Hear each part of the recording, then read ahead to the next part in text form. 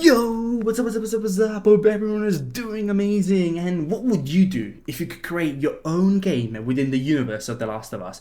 Imagine you're sitting at home, chilling, relaxing, watching this video. You hit subscribe because why not?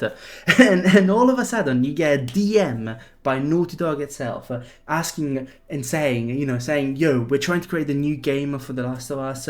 We need your help. I think you'll be a great addition to the team. Come work with us. You'll be a main writer in the game.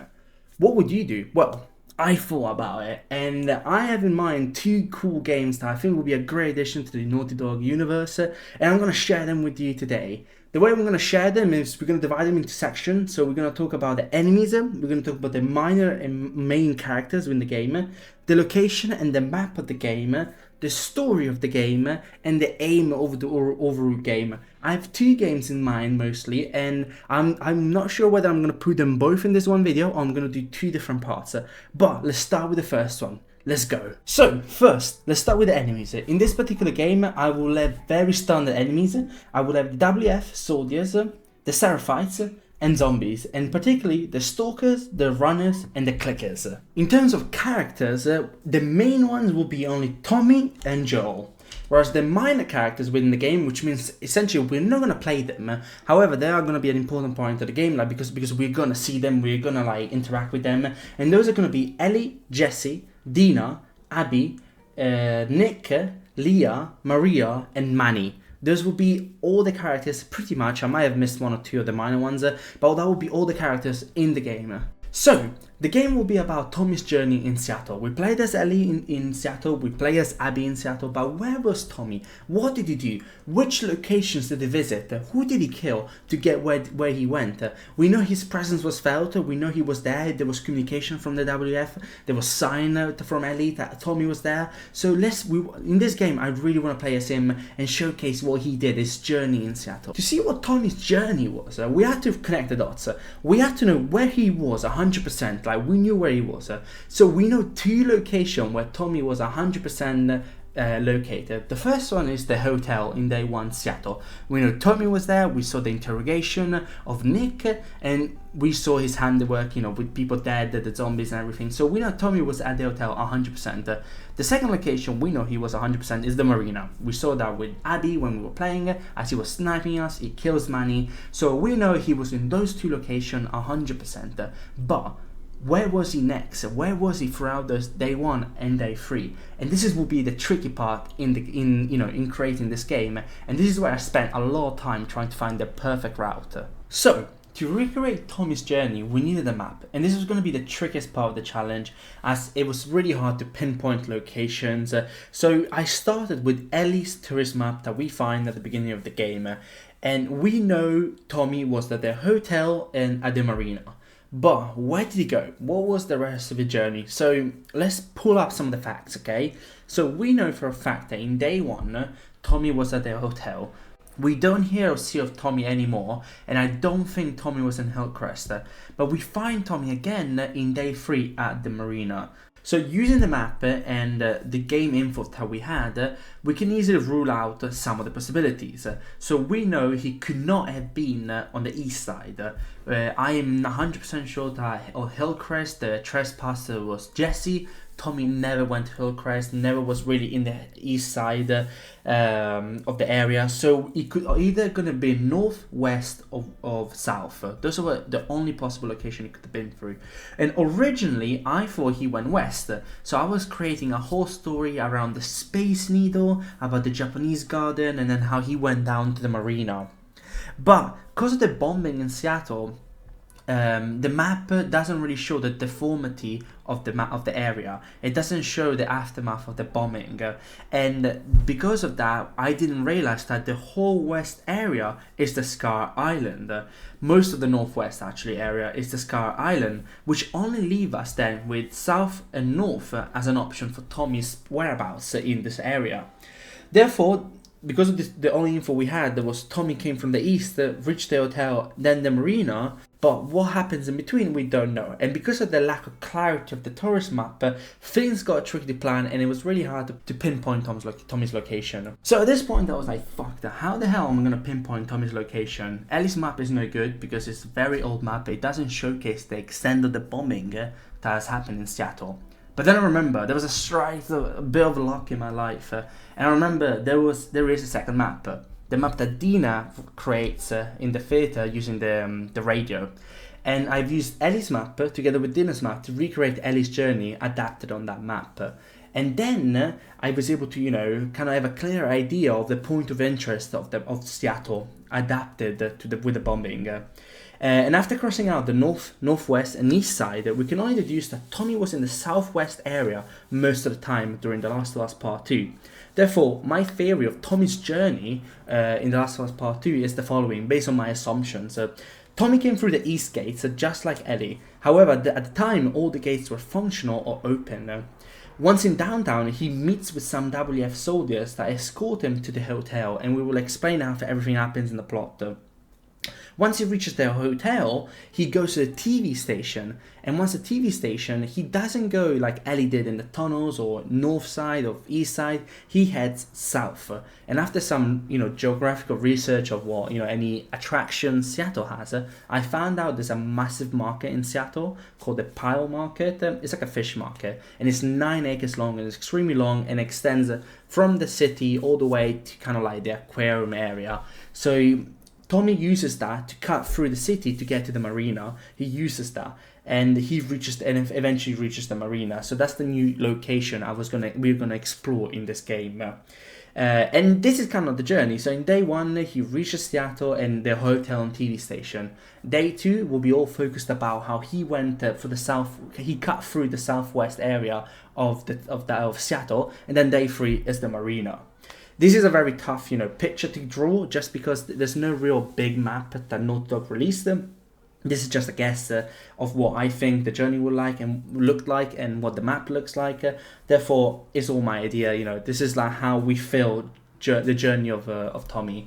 But now we have looked at the map, we have looked at the locations, we looked at everything, the enemies, the characters. Let's look at the plot. What's going on with this game? Game begins with a black screen. We have the usual heading like a Naughty Dog game, and in the background we hear Joel's voice almost shouting, crying for Tommy's help. Similar to what Ellie experienced during a PTSD attack. And then suddenly Tommy wakes up. He's in Jackson. This is after Abby killed Joel and attacked Tommy. He regained consciousness after the attack, and he's injured, confused, and Maria comes in and tells him that Joel is dead.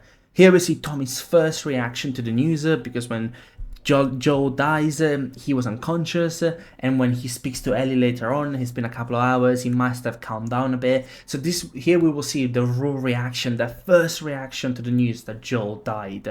And out of like almost anger or confusion, he runs out of the place and rushes to Joel's house. And as he's running there, walking there, he sees a long line of people putting flowers outside his house. He sees people with candles. He's starting to realize Joel actually died. He bursts into the doors. The house is dark, empty, no one is there. And as he's looking around, he starts getting flashbacks. He starts remembering the trap. How Abby, lured him into the house, attacked him, killed Joel. He remembers everything and starts raging. Here, Maria comes in to calm us down, and they start talking about how they need to, Tommy says, we need to take revenge. We have to go to them. We have to attack. And Maria denies them. And the screen there fades to black pretty much, and we head to Seattle. There's no more. We write the letter, we head to Seattle. And this is how the DLC begins. So the first level will be day 1 Seattle. Tommy arrives in Seattle pretty much. And the locations will be the WF Hotel and the TV station, like we said in the map. And the main enemies will be the WF soldiers and the Seraphites. So Tommy arrives from this exact same location as Ellie. The gates, however, are functioning and still working. As he's heading through, the town, and Seattle, he meets with WF soldiers in downtown. And initially, they're not hostile because if you remember, there's no danger for them. They don't know, that there's people outside Seattle trying to hunt them down. They're only fighting with the Seraphites. So Tommy starts talking to the WF. The WF is questioning his presence, like why is he here? And he mentions that he wants to join them. As he tries to gather more information about Abby, he tries to play nice with them. So the WF soldiers escort him to one of the outposts, the hotel, saying, "Look, there's a guy there. We can see whether you can join us." And as he's heading there, he waits at the courtyard, of the hotel, and Nick comes out and recognizes him and starts shouting, "He's the guy from Jackson! Kill him! Kill him!" Which makes the hunt begin. Tommy pretty much goes in, starts killing everyone, all the soldiers in most floors, which is the dead people Ellie finds when she comes in, until he reaches Nick's room. He interrogates Nick and his friends and finds out the code about the gate. But also he finds out there's a TV station, which is an outpost that the WF is trying to defend. So as using that hint, he believes that he might find Abby or more information at the TV station. Because of the law alert, like we were saying, going to the TV station is relatively simple. There's no major oppositions. He still has his horse, so he goes there. Once he reaches there, he finds himself in the middle of a fight between the WF and the Seraphites. And here we will see Tommy's first reaction to seeing the Seraphites. We kind of see, the battlefield. He's more in the middle, trying to push through, trying to get to Leah, find her, interrogate her. And we kind of, we're gonna try and kill both sides. We don't have a side, so we kill both of them as we approach. As we get to the, higher on the floor, we spot Leah and we start chasing her. She's already injured, she's been shot, so she's running slow and we manage to catch up to her. We reach her room and we start interrogating her, and we find out, and the Seraphites are getting closer and closer, killing all the WF that they can find. So Tommy interrogates her, gets the information that he needs, and leaves Leah behind to be killed by the Seraphites. She's begging for help. She's begging to help her, or even to kill her. She doesn't want to be left with the Seraphites, and he just leaves her. And as he's leaving, he finds a note and a map that says to reinforce the marina for an attack on the Seraphite island. And because he knew the Seraphites were this religious cult, he learned that through that attack. He knows that he has to go to the marina, and by looking at the map, he sees that he can cut straight south to the marina. So we leave the TV station. Leah's probably gonna get killed by the Seraphites, which we find that way when we play as Ellie. And unlike Ellie, we don't run into the tunnels because we're not getting chased. We go back into the city because we need to go south. And there our horse is killed and we get injured. So we take shelter into the city, into a random building. Since we're injured, we fall asleep. We're too injured, we just collapse into this building, and we get a flashback of Joel and Tommy together pre-outbreak. We see what Joel and Tommy were working together, their life before the outbreak, trying to get a taste of what was Joel and Tommy's relationship before everything. So this leads into day 2. Overall, in day 2, it will be focusing on Tommy finding Abby's location, using Leah information to go to the WF rendezvous based on the note that he found, and the new location will be introduced, and in this level the main enemies will be WF soldiers and zombies. So how does the level start? So day 2 starts with Tommy waking up from the flashback as he hears WF soldiers in the building. Unaware of his positions, he needs to find where he is. So he stealthily kills all the WF soldiers and exits the building. And there he sees the new location. He sees the Pike Place Market, which he's going to use to cut through Seattle to get into the marina. There's loads of WF since they have set up a perimeter, because we know they want to use the marina to attack the island. So Isaac decides to set up a perimeter around the marina so he can prevent any Seraphites from attacking or any zombies from coming in. So you reach an elevated position and you see the way to the marina is heavily guarded. Like you use your sniper rifle to kind of scout the area, and you can see there's too many soldiers, even for you. But you see that the market is not as guarded. You see the market, because it's probably infected, you decide to cut through the market. It will be easier. And this will be a dark place full of zombies, very similar to the Descent level. It's gonna be very deformed. There's gonna be some areas which are gonna be higher, some areas gonna be lower, but it at least is WF Soldiers 3. There will be zombies. It will be darker, but it will be better than create a scene with the WF. So and be able to get around the perimeter and get to the marina. So after killing the zombies stealthily, getting through all the stalkers, all the runners and the clickers, you overhear a conversation as you're exiting between two WF soldiers talking about Abby needing to lead the attack and their plan to attack the island.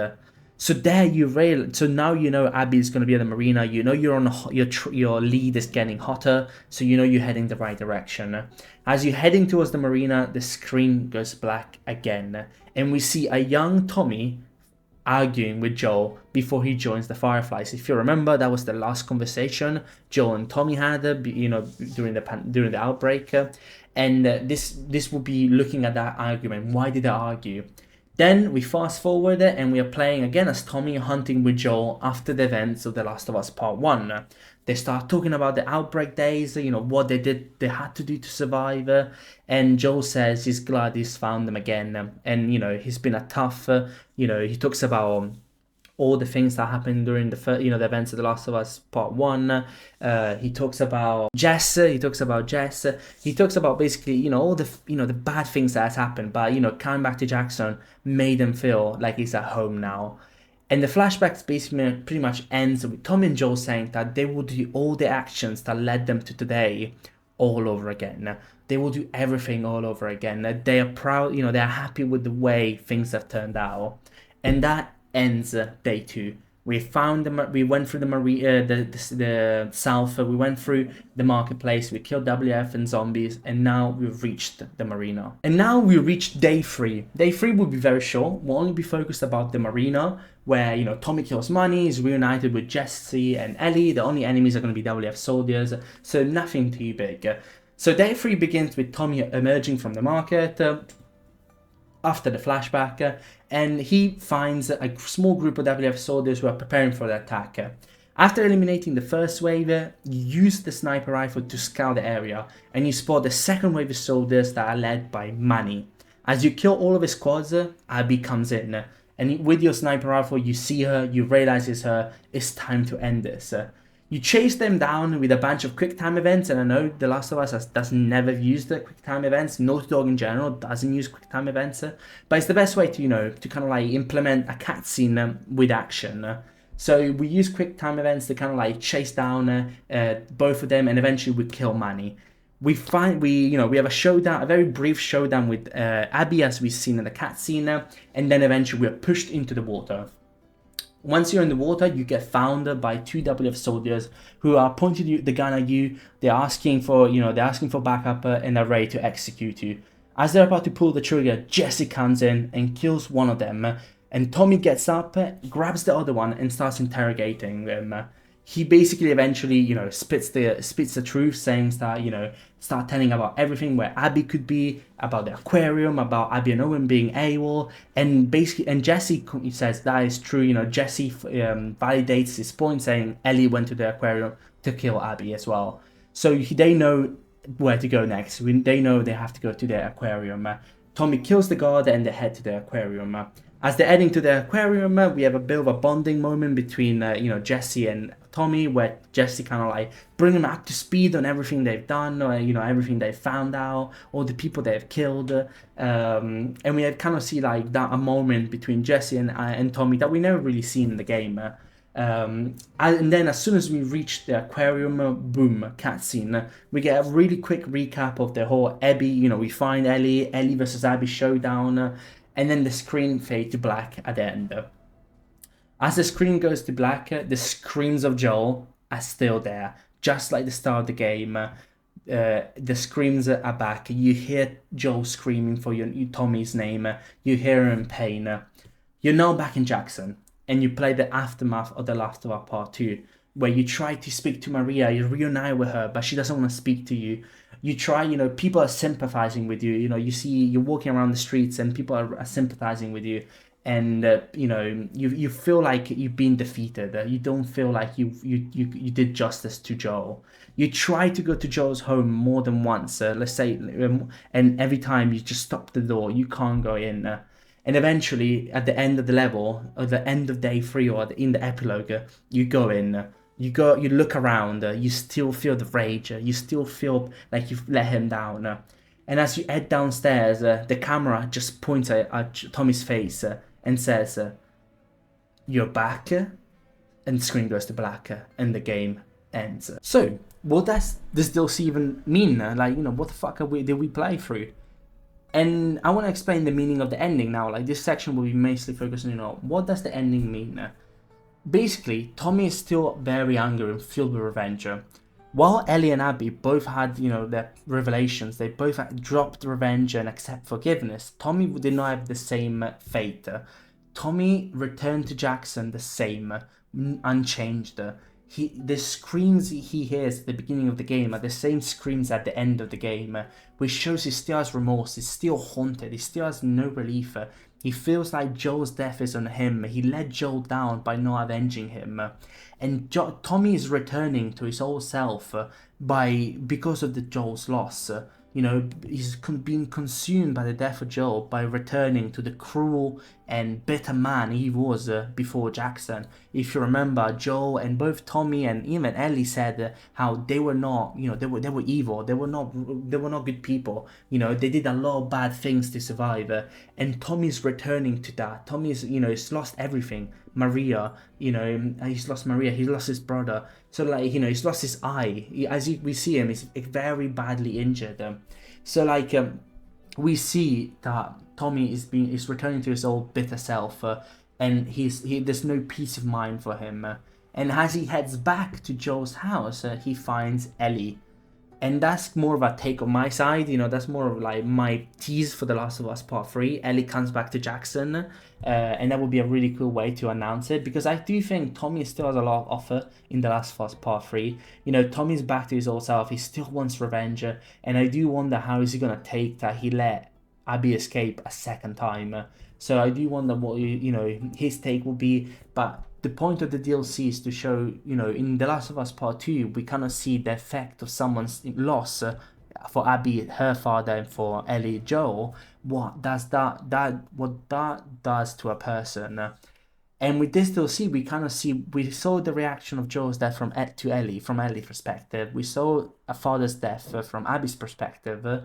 Now we see from a brother's perspective. What's the result of loss from a brother's perspective? And that's why we play as Tommy. We see the DLCs, all the flashbacks are kind of building up to the point that Tommy's still resentful. We see Tommy and Joel pre-outbreak. We see Tommy and Joel being thankful to have found each other in the second flashback. And then at the end, there's no flashback. There's just screams, which means that he's still hurt. He's still haunted by Joel's image, unlike Ellie and Abby. So, and this, I think this is what it means. This is what the DLC will be about. It will be a really fun, you know, I think it will be an amazing game to play, to see Tommy's perspective throughout this whole adventure, to see Tommy's, you know, we never seen what Tommy's reaction was overall. We know he's angry, but Naughty Dog really never explored Tommy's as a character, and I think he has a lot to offer for a game. And this is what I would think would be a really great DLC to play, to see more of Tommy, to understand his feeling, his emotions. And this game, the way this DLC, which, again, this is a fan-created DLC, yeah? Like, I have no experience in writing games, or even, like, let alone creative writing. I am the least creative person on earth. But I was really passionate about this idea, and I really wanted to share it with you guys on this video. So this is kind of like overall what the game is about. You know, we see Tommy at the beginning, haunted by Joel's screams. Throughout his days in Seattle, as he's hunting for Abby, he's remembering Joel. He's remembering his brother. You know, in all those moments where they were happy together. And then at the end, the screams are back. It was all an illusion. He's still haunted. Nothing has changed. He's turning into his evil self again. So yeah, it would be interesting to see what the next, The Last of Us Part 3 will look like. It would be interesting to see if we see more of Tommy in the future. it was the Last of Us day a few days ago, and it was a bit disappointing. I mean, they did say they were not going to share anything, anything new, but I was still hoping for something more. But overall, this was the game. This is what the game means, and this is what the ending is, at least in my eyes, means. Well, this is it then. This is the game. This is what I think would be a really cool DLC to have, a really cool game Naughty Dog could be working on. I'm super excited. I can't wait for any news on The Last of Us Part 3. I really do hope that we get to see more of Ellie, more of Abby, more of Tommy. Kind of see their personal growth after the events of The Last of Us Part 2. I mean, The Last of Us is such a unique game, and anything from Naughty Dog has such a unique place in my heart. And I feel super privileged to have been able to come up with this idea. And I didn't see many people wanting a DLC or speaking about DLC about Tommy, but I think it would be such a great addition. And imagine if anyone ever, no, I'm joking, but if anyone from Naughty Dog ever sees this, please do it, or at least give some hints on The Last of Us Part 3, please, or even Uncharted, anything, please, I beg you. But yeah, no, I'm very excited. I'm very hopeful. A lot of people were complaining how the last Naughty Dog is not really being the same anymore because they're just not doing, they don't share updates anymore. There's a lack of communication, and even though I do agree, I do think that it takes a lot of care and a lot of effort to create good games nowadays. Look at things like Starfield and other games that have massive budgets, but the story just lacks completely of some substance. So I do, have hope in Neil Druckmann and Naughty Dog and the studio. They worked on the Last of Us series, which obviously took away some time from their efforts.